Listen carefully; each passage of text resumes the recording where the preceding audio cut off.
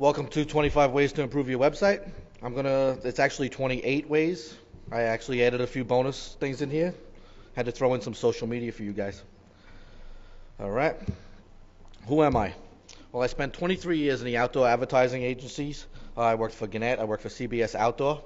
And over the years, I've learned how to see good ad copy and bad ad copy, and it actually translates online. I can tell when a website's going to work within the first 15, 20 seconds, if it's going to be able to be monetized.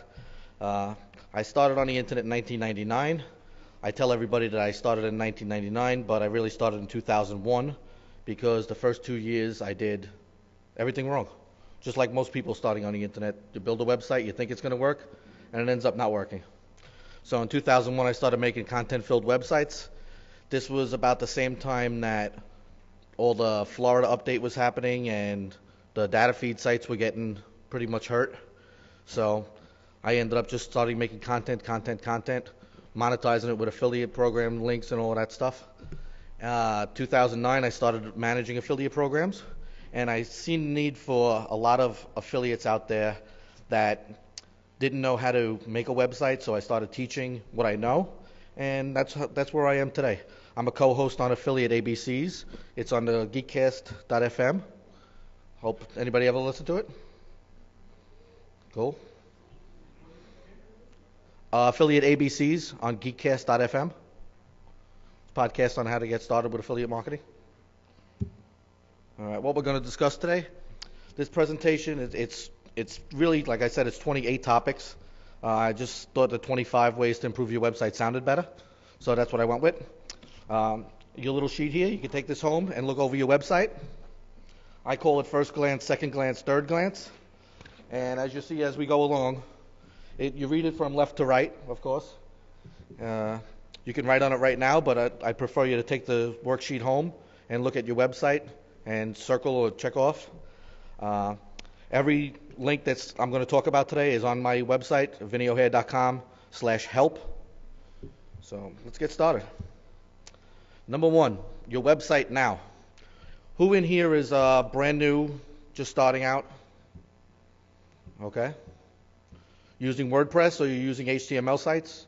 WordPress, raise your hand. Good. I love it. All right. First thing you got to look at on your website is your current rankings. A lot of times when you're first starting out, you will put up your website and you'll put up some pages and you'll wonder how come you're not doing so well. And the biggest mistake I see is people don't go back and actually look at what their website is ranking for or trying to rank for. And that's number 2 on the list here. Why are you so bad? Are you doing something wrong? A lot of times people using WordPress sites will uncheck the box to have Google not spidey your website. And if you do that, you're not going to be found at all whatsoever. Anybody here do that? You sure? Okay, that's good. All right. When you're building websites, you also have to know who your competition is. You can't just build a website out of the blue and decide that it's going to be ranking and it's the best thing since sliced bread. It doesn't work that way, because if you had the idea, odds are somebody else had the idea. So you have to see what your competition is. You have to find your competition and see what terms they're ranking for. Don't judge it yourself. I got ahead of myself. Google Webmaster Tools is the perfect way to find out where your site rankings. They're actually putting SERP results, search engine results, in the Google Webmaster Tools. So it's free. Google Webmaster Tools. Keywords. A lot of times I see people making a website and they just write and they have no idea what they should be writing for. And this is a huge mistake. They think that if they just write all day long, the search engines will find them. That's not the case. You have to know what keywords you're focusing on for your website and see what your competition's doing in there. You have to make sure that it's the right keywords. You can use free tools like the Google Keyword Tool. Compete.com is a very good website. You log in for your free trial and you can see what your competition is ranking for. Google Alerts, I use that constantly. If you have a keyword that you think you should be ranking for, sign up for Google Alerts and drop it in there, and you'll get an alert every time your keyword's mentioned. You'll end up finding out who your competition is and all other stuff like that. Word Tracker has a free trial, I believe. I think it's 7 days, so you can use that. I'm a big fan of Google Chrome. I use the site SEO Tools and SEO Quake. They're both free. They put a little box on the top of the web browser, and you get to see basically every website you visit. If there's follow links, do follow links, how many sites are linking back to them. It's just a whole bunch of good information. Once you start getting advanced, you can use paid tools. Raven Tools is what I use. I used to be their affiliate manager, so I'm very familiar with the power of Raven Tools. Your site colors. I'm colorblind. I hate gray on gray websites. If it was me, they should all be illegal. Everybody thinks because the Apple Store is gray with a gray font, it's like the best thing since sliced bread. Not the truth if you're colorblind. I hate the Apple Store website. I immediately click off and go buy somewhere else. Colors. Is your site welcoming? Are you making it, if you notice most financial sites you go to, they're green. If you see like Target and Macy's, their color is red. I'm sure they've done extensive research into this. Back in when I started, every website was teal. 1999. You still got some of them, Mike? You don't want to admit it, right? My last thing, just because you think your site looks pretty, odds are it isn't. Get somebody, a neighbor, a relative, to sit down at your website and have a look over it. Everybody with me so far? Am I talking too fast? Too Brooklyn? All right, title tag. Who in here doesn't know what a title tag is? Beautiful, beautiful. Not too many. That's good. When you're searching to Google or any search engine, the part that's highlighted here in yellow is the title tag. This goes in the head part of your website, and a lot of times if you start making a whole bunch of web pages at the same time, people end up using the same title tag on every single web page. That is a big no-no. I see that a lot of times. I am an affiliate manager, and I have to check out websites before I approve them. So I end up seeing about 100 websites a day, and I probably see people with the same title tags 20 times out of that 100 on every single. It's really, really bad out there. Is your keyword mentioned in the title tag? You want to put it somewhere in the front. When I was making this presentation, I decided to make a page called Public Speaking and Making Websites in 2012, knowing that I'll never rank for the term public speaking, of course, but I figured it would be a good test to do a little copy and paste. You want to keep it under 70 characters long, because after that Google won't index the title any longer. They'll shorten it up, they'll put dots in there, and it's not exactly helping you. You want to put your keyword near the front of the title tag. In this case, it's public speaking. There's been tests done with that the search engines rank your website higher if the search term is in the beginning of the title tag. Title tags, you can write them. You can see how the competition is. Go to Google, type in your keyword, and see the top 10 sites that show up. And maybe you might want to borrow a little bit from this, a little bit of that, and mix it up and make it your own. Meta description tag. This is also in the head part of the section for the guys who don't have it. Do you have one? Is it less than 150 characters? Same thing with the title tag. After 150 characters, there'll just be dots there. As you can see in mine, I made it a little bit longer. What I like doing is I like having a call to action in there, and maybe sometimes a little bit of mystery or curiosity, just to get people to click. So here is my perfect for this, using Facebook questions, which I rank, I believe, number 3 right now for Facebook questions. I don't know why. So the other day I'm playing around with one of my spam book. I call Facebook spam book because to me it's spam. I'm not a big fan of Facebook unless they send me a lot of traffic. So here it says, and I decided to try something new and use and now you're sitting there and you're reading it and you're like, oh, what did Vinny use? And you end up clicking, and now you're on my website where I control you for however long I feel like it. Just like the title tag, you do a meta description, you search your keywords, and you go through and you see what other people are saying, and you might borrow a little bit from them. Not exact copy, but you get a good idea of what's ranking and how. Meta keyword tag. This is a little controversial. I actually thought about not putting this in here, but since I use one, I'll throw it in here. Uh, Meta tags. I'm finding a lot of websites, especially newcomers, they put a meta tag in their head description, and they put 37 of them in there. After you use one or two, you're actually signaling Google to tell them that you're a spammer. So, not something you want to do. I put one, but you can have less than three.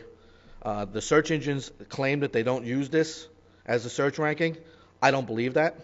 Your meta keyword tag, it should only have one. Your meta keyword tag should be the one focus on that each page of your website.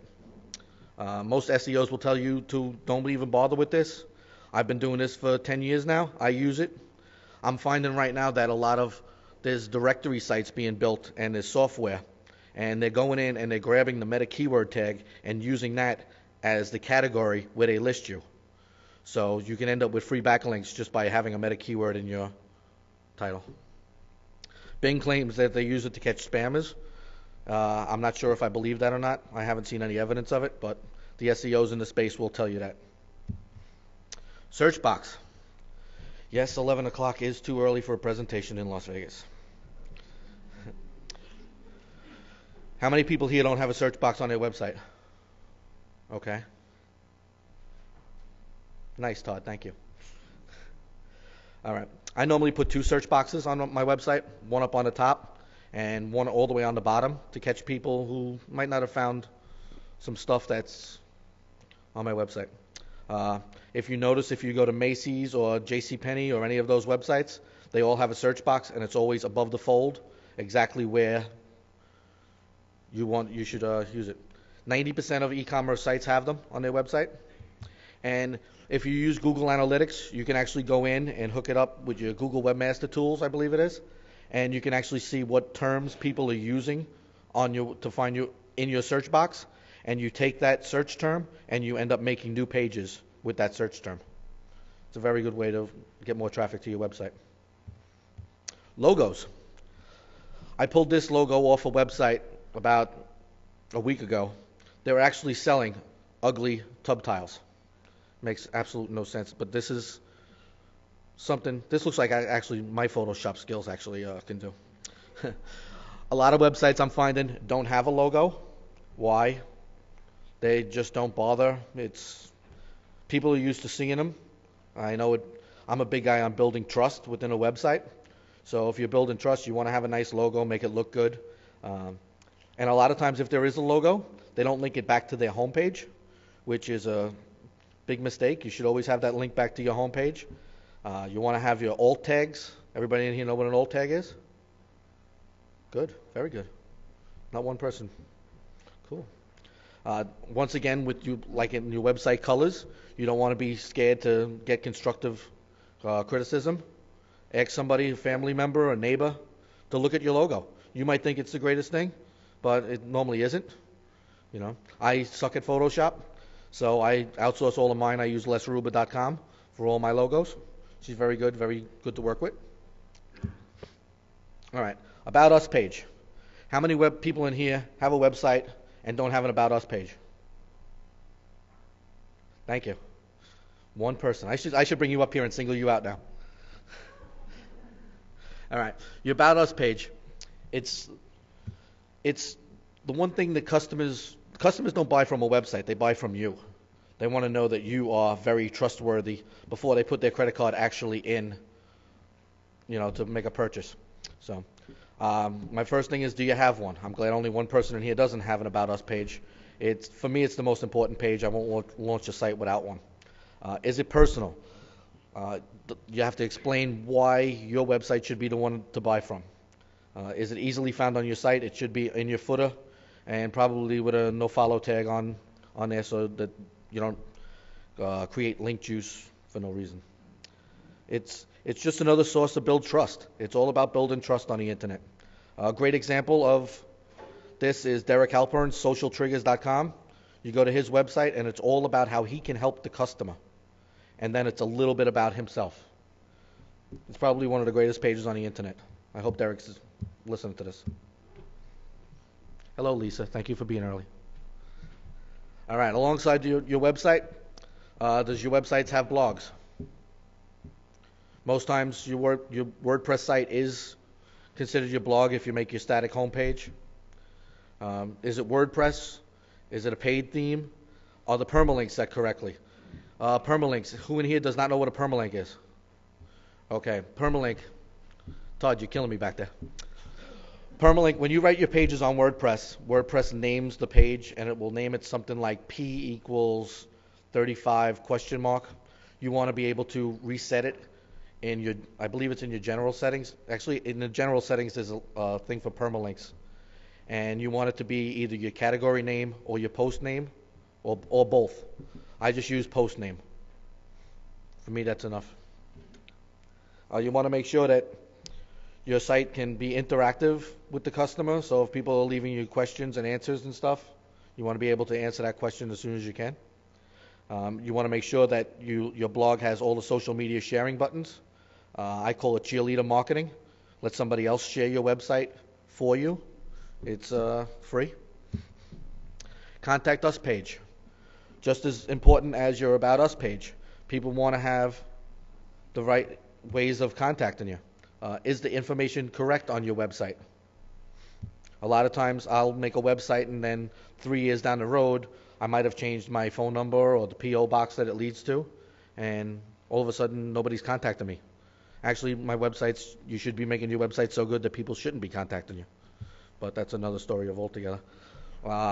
Methods of contact, phone, email, and let the user know how long it takes normally to get back to them. People are in a hurry these days. They only have short attention span, so you can put under 24 hours you'll get back, or 12 hours. And these days, when you get an email from your Contact Us page, it only takes a few seconds to answer them real quick. Users, I prefer picking up the phone, so you have to cater to everybody. Okay. You want to use a contact form so you avoid spam. So you don't just put your email address out there on the web. There's plenty of free WordPress contact forms if you're using WordPress, or I'm sure Joomla and all of them have it.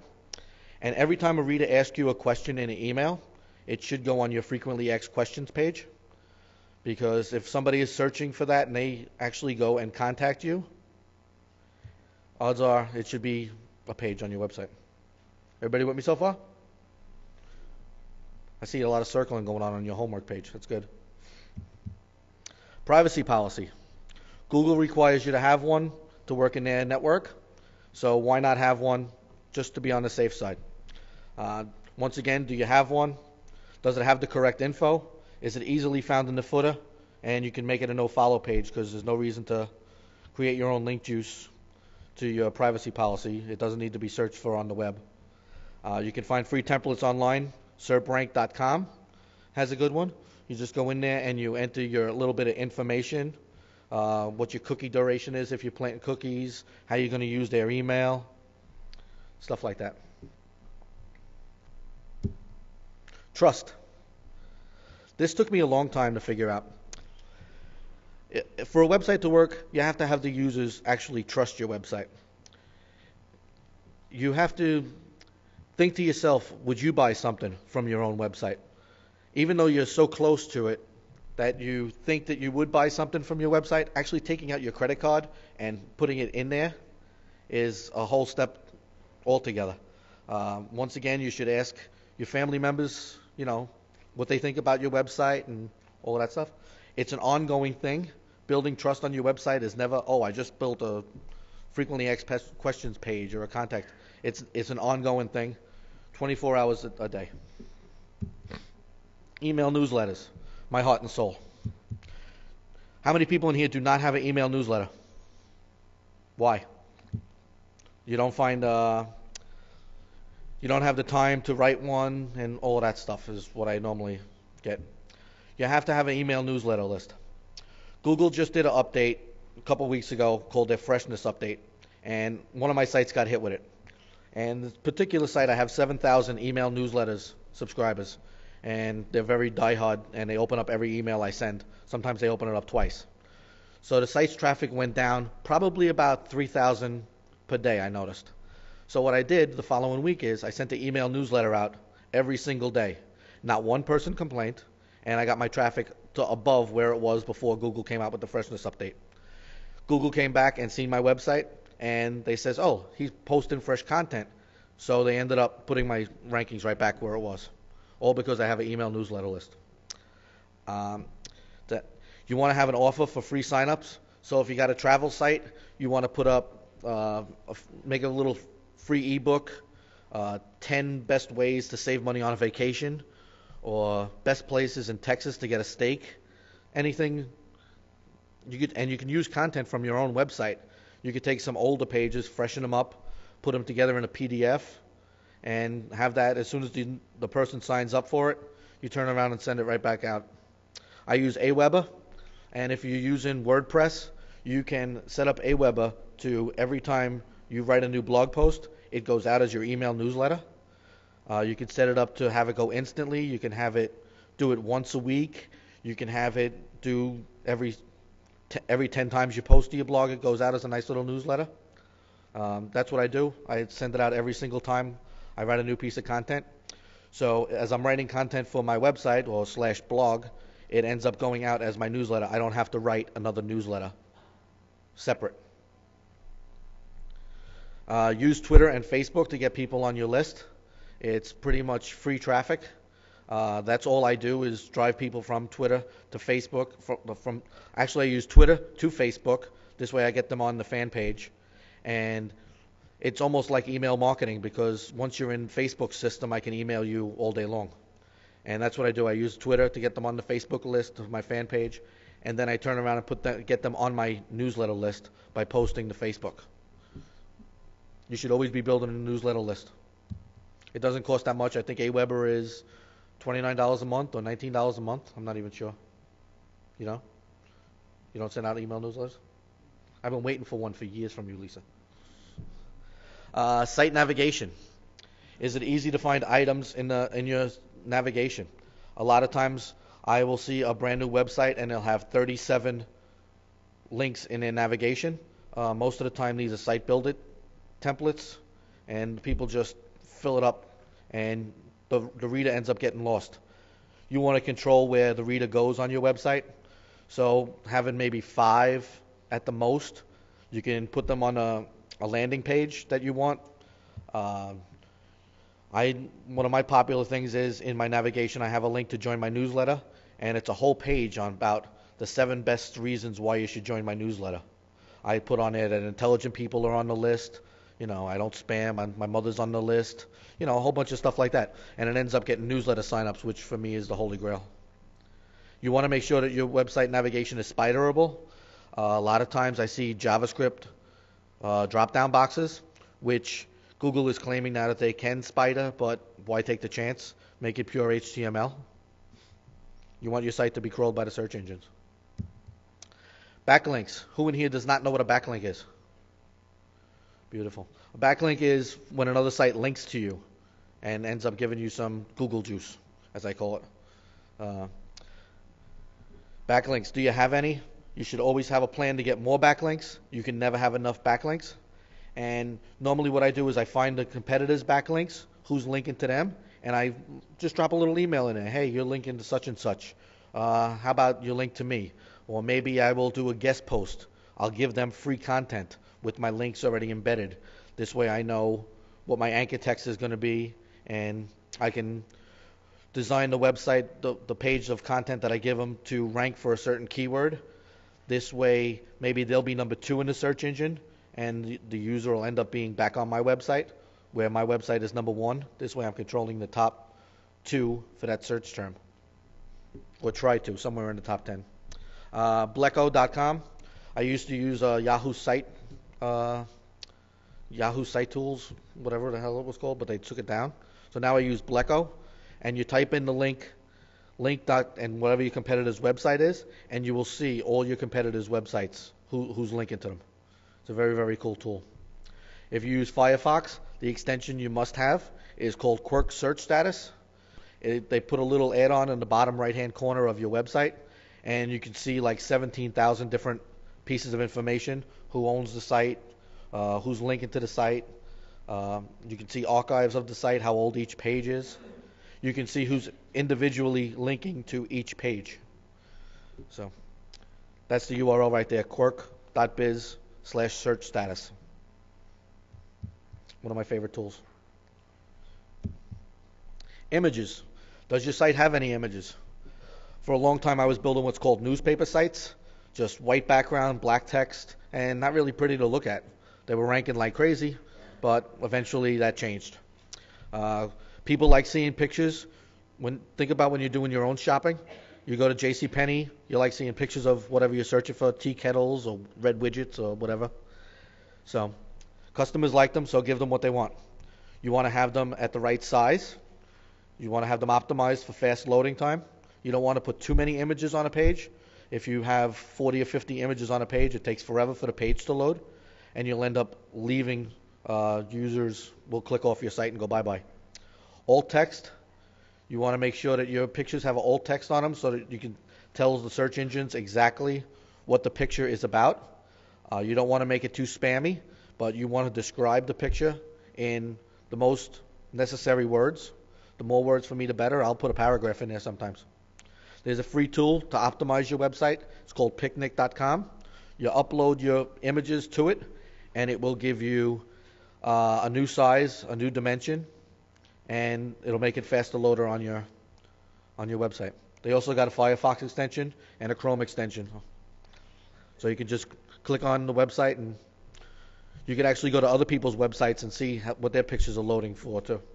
So if you see a competitor with a slow loading website, you can go to Picnic and you can see, oh, this is the reason why they're, and of course you send them a nice email, let them know. Videos. Do you have any videos on your website? Nowadays, people want to press the play button and see what your website, maybe a how-to video, how to make red widgets, how to buy steaks in Texas, how to listen to Geekcast.fm podcast with Lisa Piccarelli. Do you want to do self-hosted or host them on YouTube? There's two ways of going about this. You can do self-hosting and upload them. Instead of having them on your website, you upload them to Amazon S3 account. It costs like pennies. You'll get a bill from Amazon for like $1.63 for a year's worth of their service. You could put them on YouTube if you want to, but you don't want to have an embedded YouTube video on your website, because after they're done watching the video, it usually comes up with related videos, or people end up, going to YouTube and typing in, what they want to see. I know every time I go on a website that has a YouTube embedded video, I end up clicking the larger version, and now I'm off your website and I'm on YouTube and I'm watching whatever I feel like. I forgot even why I went to your website. Videos build trust. Users expect to see them now. A few years ago that wasn't the case. You could put up a nice little video showing yourself. You could put a little video on your About Us page. That's like a beautiful thing. You can do short videos. I call it problem make solution marketing, PMS for short, only because I'm a funny guy. And after you're done with your videos, you can have your videos transcribed on speechpad.com.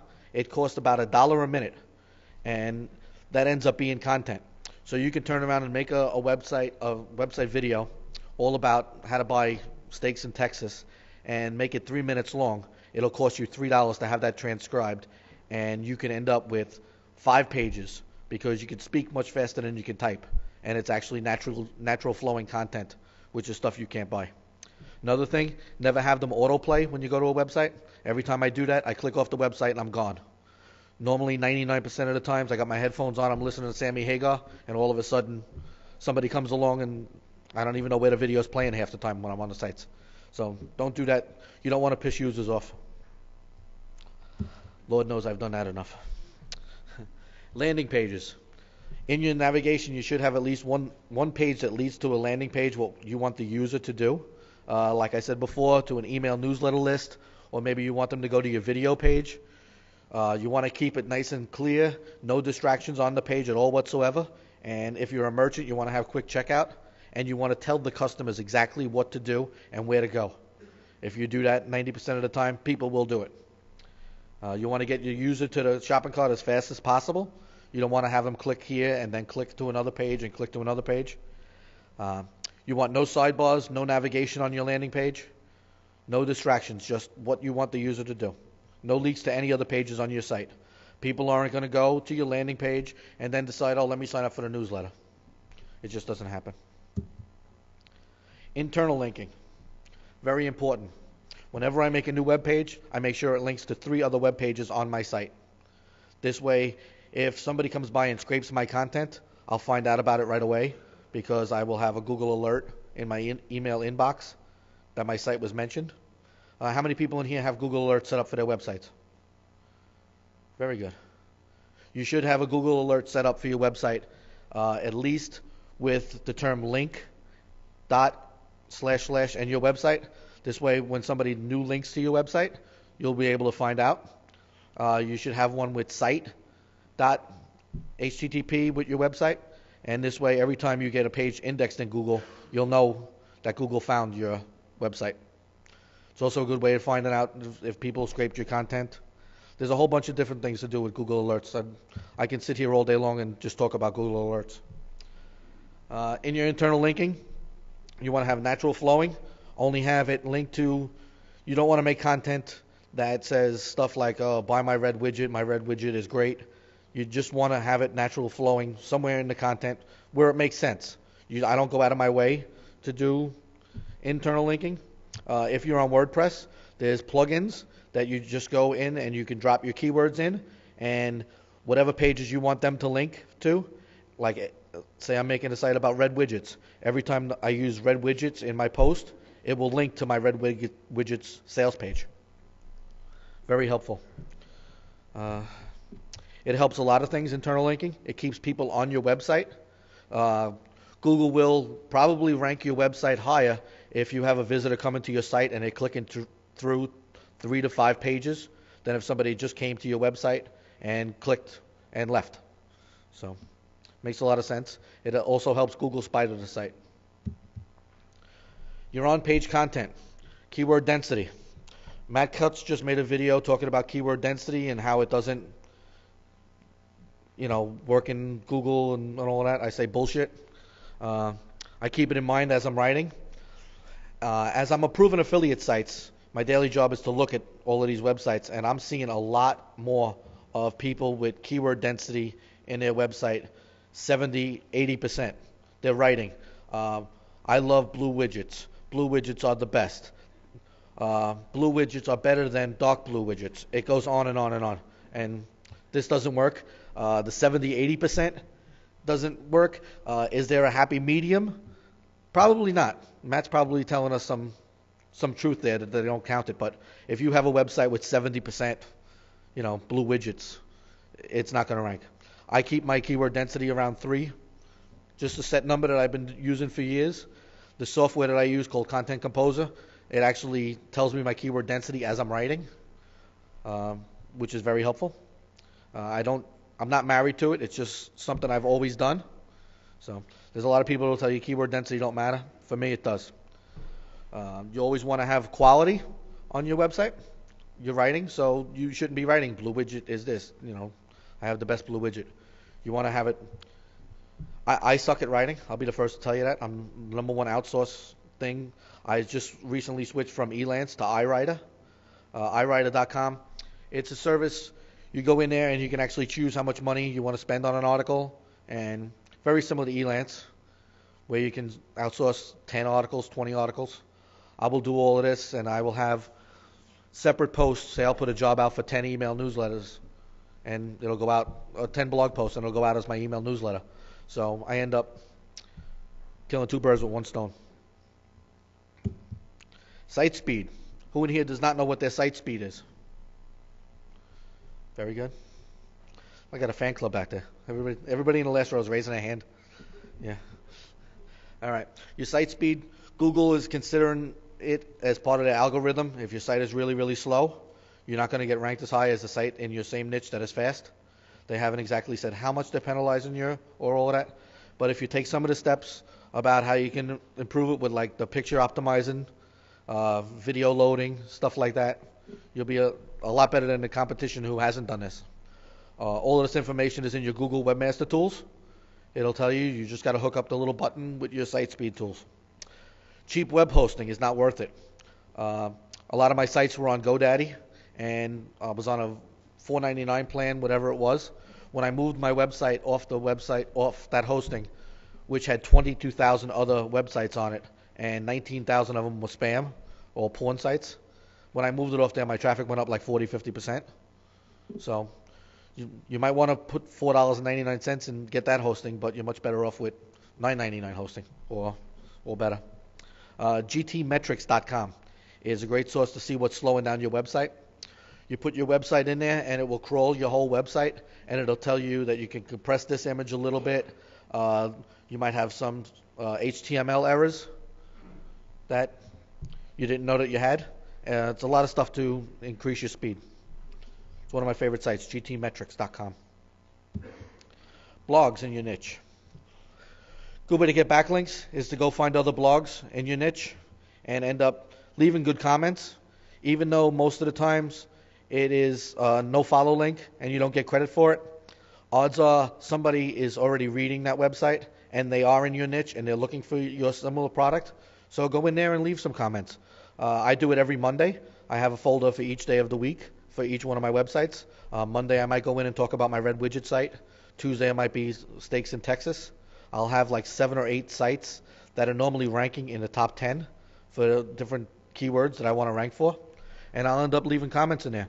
It's not exactly going to set the world on fire, but you will get some traffic for it.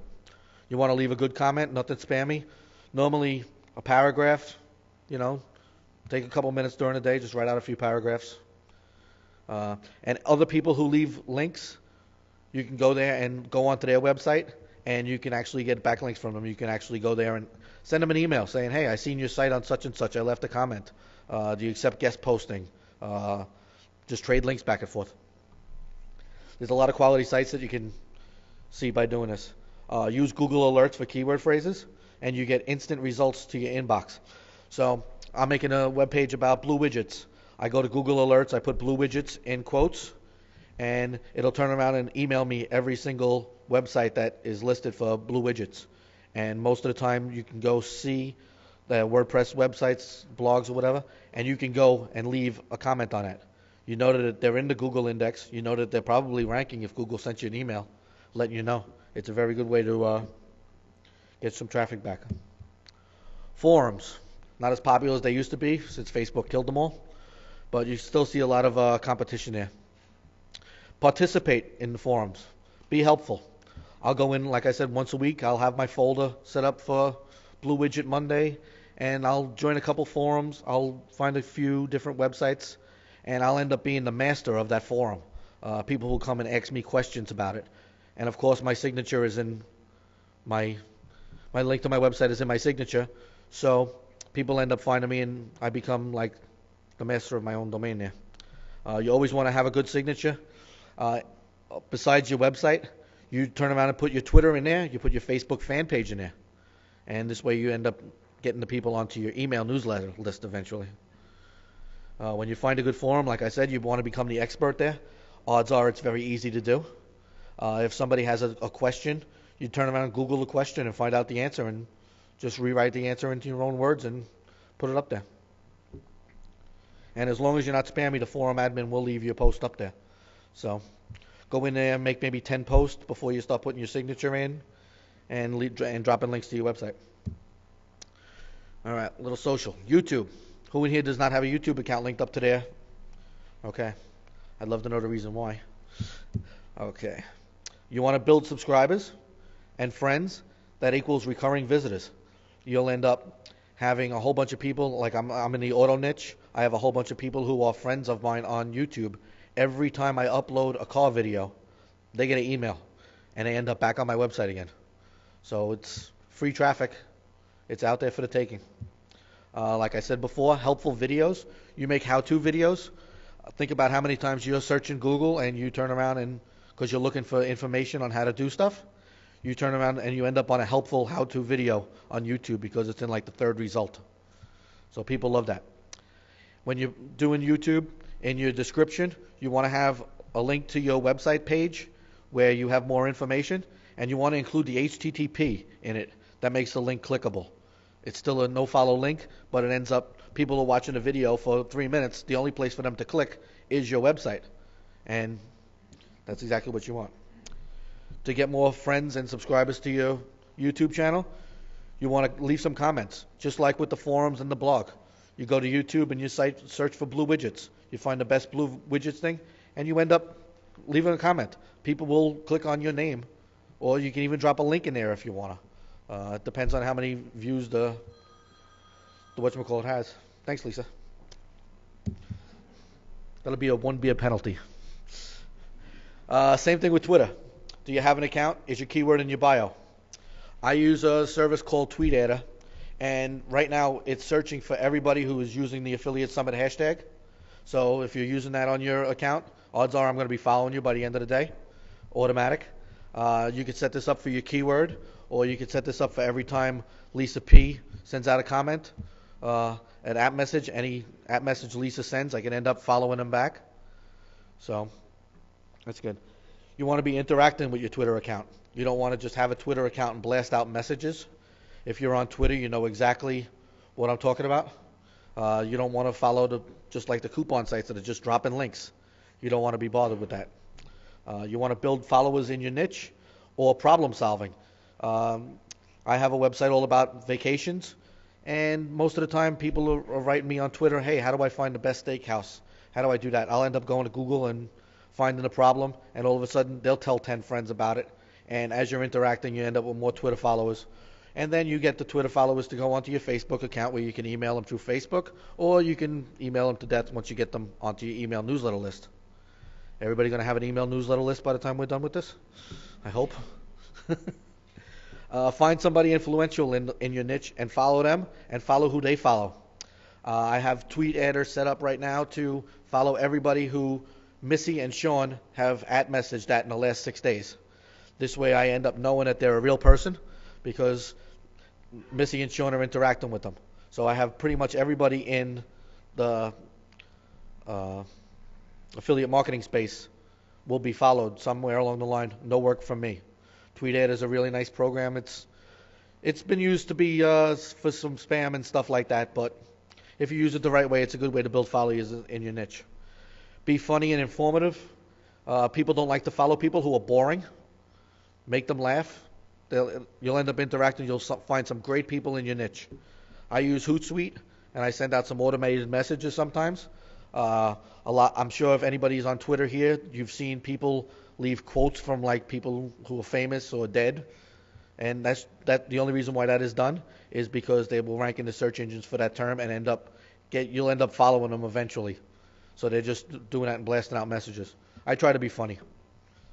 I should emphasize on try. I use Hootsuite. Hootsuite and TweetDeck are about the same thing. I use Hootsuite because I can schedule messages. Everybody says, oh, scheduling messages is like the worst thing since sliced bread, but not if you do it in a great way. 10 minutes before the session started, I sent out an automated tweet saying, hey, I'm going to be talking on social media and all kinds of stuff at Affiliate Summit. And odds are you guys have seen that tweet. It's not spammy at all. So that's just something I use. Hootsuite, I think it cost me $5.99 a month. And it's got a lot of built-in tools that you can upload a spreadsheet with 50 tweets, automatic, and you can set it up to do it every month. You just change the date. You didn't know you were being automatic tweeted, did you? I try to keep it very, very. Facebook. Even though this is about getting traffic to your website or how to make your website better, having a Twitter, Facebook account, you have to nowadays. Google is seeing the interaction in your website, and they're judging you on are you interacting. The stale pages in the internet that you used to see, you notice that they're no longer ranking. They're just down to the bottom of the search results. Facebook, there's over 70 million people that have one, so why not? It's probably actually 80 million by this time. You want to set up a fan page, and you want to put your URL in the About section of your fan page. What this does is in the lower left-hand corner, like right underneath the navigation, the photos and stuff, you will have a live web link to your website there. So people don't even have to join your page or anything like that.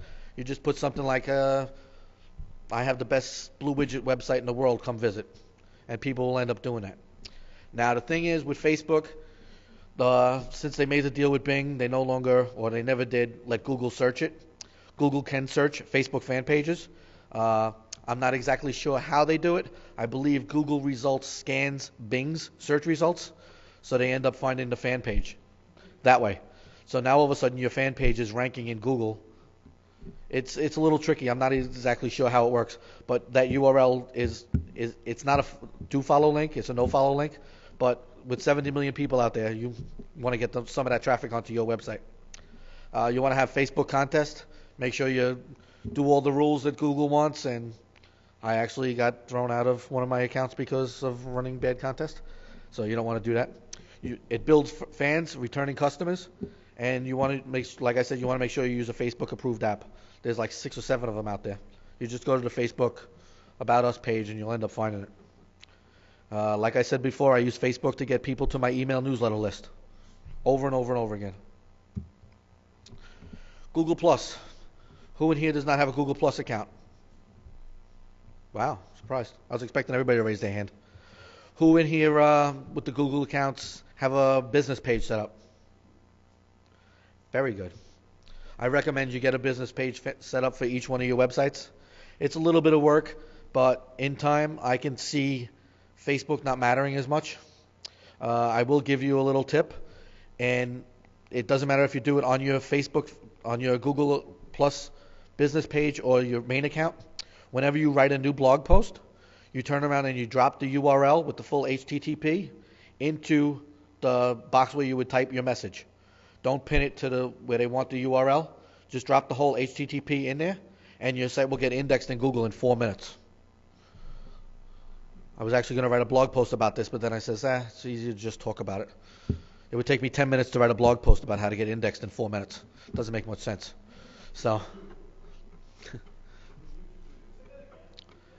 okay.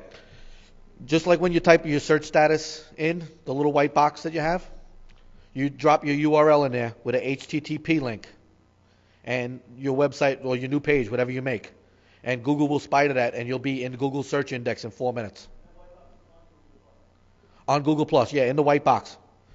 You don't want to attach the link on the bottom. You want to drop your whole URL in there.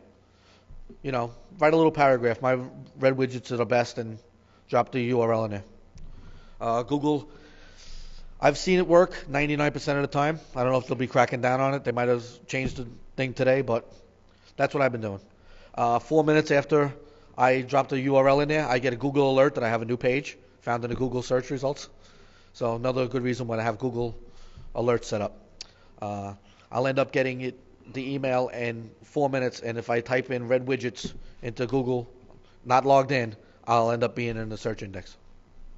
So, I'm a photographer. I love following people online who do photography. This guy, Trey Ratcliffe, if you follow him and see what he does to his users and who writes for him, what pictures he shows, it's amazing. Every time he puts up a new photo, he'll get 5,000 comments on it. So what do? I go in there and I start clicking on all of the people and put them in my photography circle. This way I end up building a thing. Chris Brogan, of course, everybody knows Chris. He's in our space, same thing. Find people on plus.com. Go there, you type in your keyword, and you will end up with 200, 300 people that are in your niche. Once again, you contact them, say hi, maybe get a backlink to your website. Very good way of finding people on Google+. I said it was 25 ways. I just showed you 28. My resources page has every link that I talked about in this thing, viniohair.com/help. And you can follow me on Twitter, twitter.com/viniohair, facebook.com/viniohair. Thank you very much. Fill out the survey. Let me know how I did.